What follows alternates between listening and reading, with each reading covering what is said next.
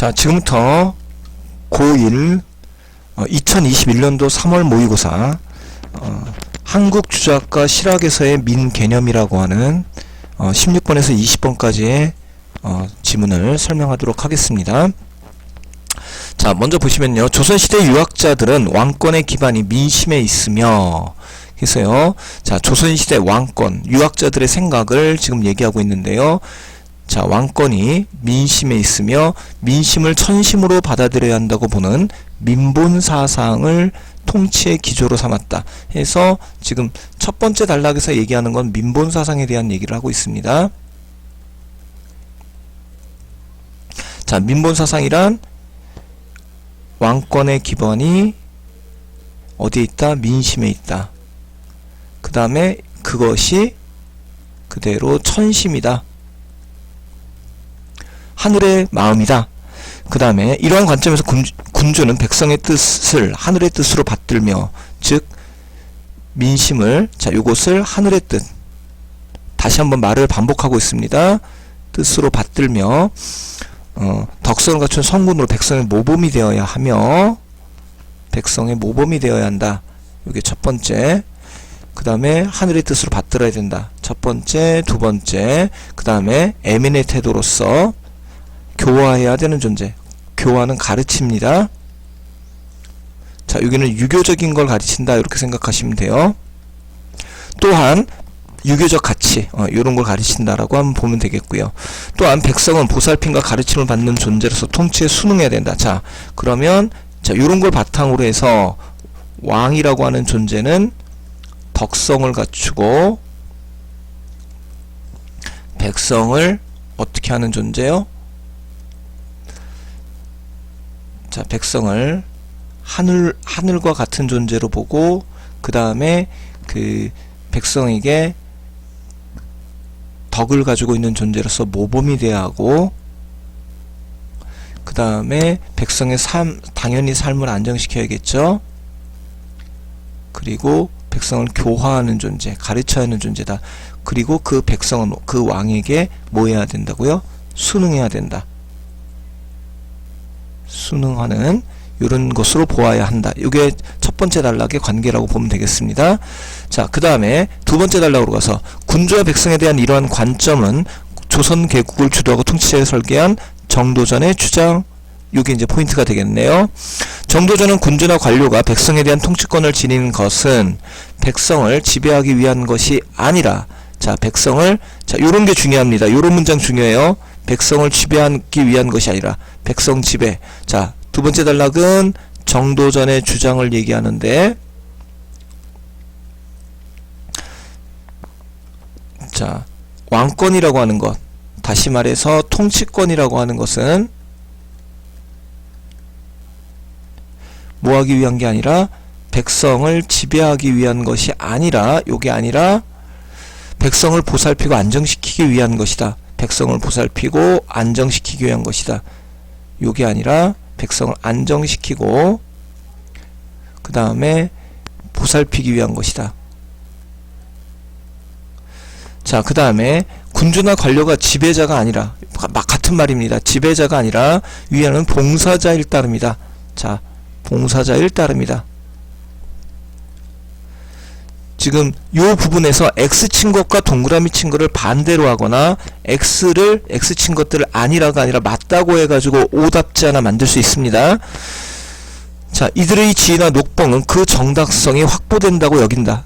자, 이렇게 됐을 때 양반 계급이라고 하는 지위, 그 다음에 월급을 받을 수 있는 거다. 또한 왕권이 정상적으로 작동하기 위해서는, 요걸 위해서는 왕을 정점으로 하여 관료적이고 위계적으로 정비하는 것과 더불어, 그러면 자, 위계적, 그러니까 왕이라는 것, 그 밑에 관리가 있고, 자, 그 다음에 그 백성을 보살피는 자로서 군주가 덕성을 갖추니 중요하다고 보았다. 자, 요 덕상, 여기에 요런 사이에 요렇게 내려가는 위계 질서가 있어야 되고, 그 다음에 아울러서 덕성이라는 게 있어야 된다고 봤다는 겁니다. 요거 덕성은 유교적 어떤 가치관이에요. 자, 자, 백성을 위하는 관료의 자질 향상 및 책무의 중요성을 강조한 한편 관료의 비행을 감독하는 감시기능의 강화를 주장하기도 했다. 자, 요런 거 주장하고요. 비행을 감독, 당연히 자질, 유교적 자질입니다. 이런 정도의 주장은 백성을 보살핌의 대상으로 본 민본 사상의 관점에 입각한 것이라고 할 수 있다. 자, 요런 생각을 가졌고요. 자, 그 다음에요.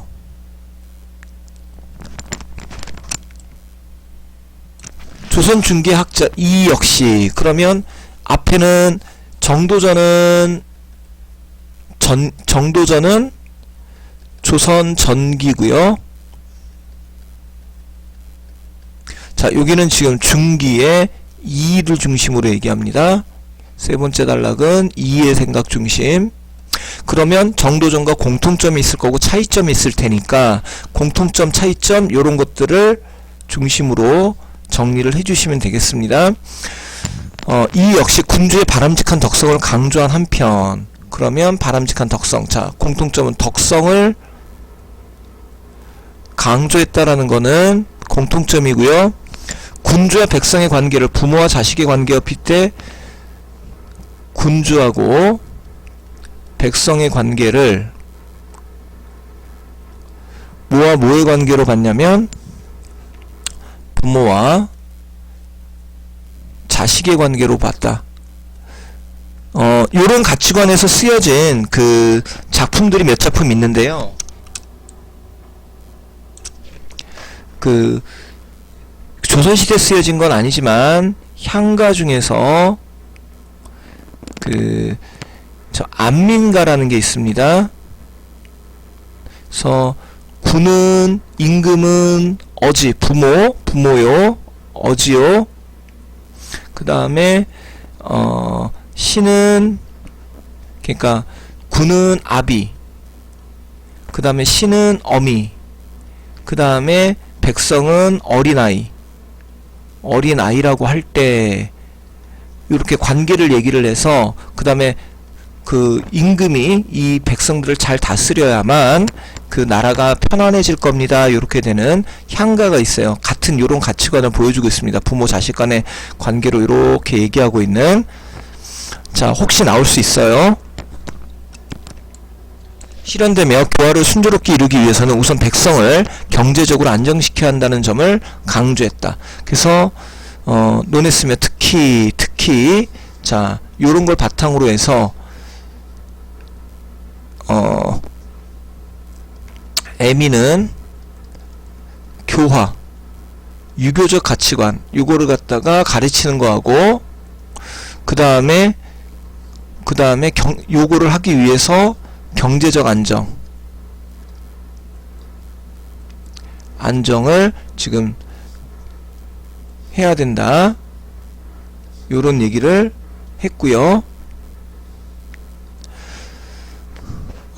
또한 신망을 지닐 수도 버릴 수도 있는 존재이므로 임금을 믿을 수도 그렇지 않을 수도 있으니까 두려워하는 외민의 태도.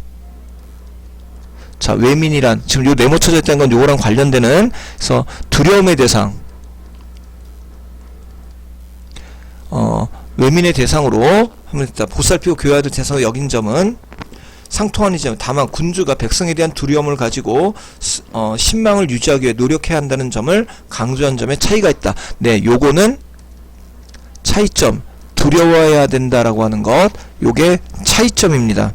자, 그 다음에 네 번째 단락, 여기는 지금 각각 특정 인물의 학설, 학자 요런 걸 중심으로 얘기하고 있네요. 후기, 그러면 전체적인 내용 전개 방법이 조선 전기, 중기, 후기 이렇게 시대순으로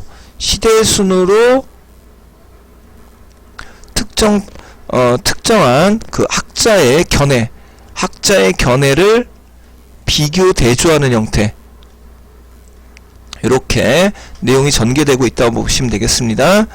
자, 그래서 후기 보면 정약용의 환자나 극빈자, 노인과 어린이 등 사회적 약자에 속한 적극적으로 보호하는 것이 에민의 내용이라고 주장했다.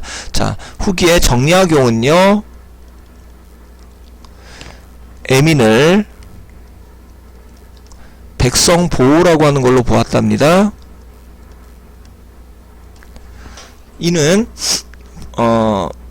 보살핌에 대해서 시각을 구체한 것이라 할 수 있다. 한편 형내 백성을 통치체제 유지에 기여하는 존재로 보고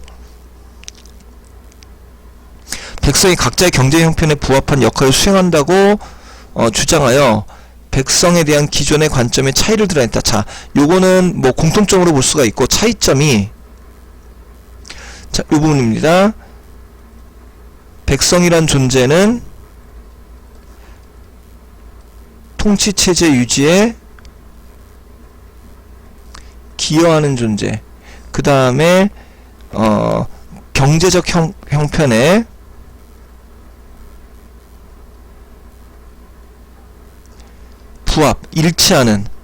부합하는 역할이 수행돼야 된다. 해서 그는 가난한 백성인 소민은 교화를 따르면서 부유한 백성인 대민은 생산수를 제공하고, 그래서 지금 요 부분입니다. 요 각각 뭐에 따라서 돼야 된다라고 했냐면 경제 형편에 따라서 달라야 된다. 그래서 경제적으로 소민, 그 경제적으로 조금 어려운 사람들은 교화를 따르고 유교적 가치관을 따르고, 그 다음에 대민, 부유하다, 경제적으로 사람은 그 생산수단을 제공하고, 그 다음에 뭐 하라고 그랬냐면 납세, 세금을 내야 된다. 으로써 통치질서의 안정에 기여한다고 봤다. 이는 조선 후기 농업 상업의 발달로 인해 재산을 축적한 백성들이 등장한 현실을 고려한 것으로 백성이 국가 일을 유지하는 근간을 보는 관점에 기반한 주장이었다. 즉 요거는 시대적 배경 요거, 그러니까 부자 농민이라든가 재산을 축적한 백성, 뭐 상공업 발달해가지고 상업 발달, 그 다음에 부자 농부 이런 사람들이 나온 것, 요런 것과 관련이 된다, 이렇게 보시면 되겠습니다. 조선시대 학자들의 이와 같은 주장은 군주를 비롯한 통치 계층이 백성을 존중하는 정책을 펼치는 바탕이 되었다. 백성을 대상으로 한 교육제도, 관료의 횡포를 견제하는 감찰제도, 민생 안정을 위한 조세 및 복지제도, 백성의 민원을 수렴하는 소원제도 등을 백성을 위한 정책을 구현하는 사례라고 볼 수 있다. 그래서 지금 횡포를 견제한다 해서 감찰, 그 다음에 안정을 위해서는 조세 및 복지, 민원을 수렴하는 소원제도라는 거는 그러니까 임금한테 억울함을 얘기하는 상소를 말하는 겁니다. 이건 억울함을 얘기하는 거. 그래서 요거는 지금 예를 연결하는 문제가 나올 수 있습니다. 그래서 횡포를 견제하는 감찰제도는 암행어사 같은 거라고 얘기할 수 있겠고, 요건 암행어사. 그 다음에 조세 및 복지 같은 경우에면은 원래 나중에 삼국의 문란 이렇겠지만 환곡제도라든가 세금을 가뭄이나 이런 거에 따라서 달리 매겼다라든가 이런 것들하고 관련된다고 봐야 되겠습니다. 그래서 전체적으로 문제 풀어보시고 질문 올려주시기 바랍니다.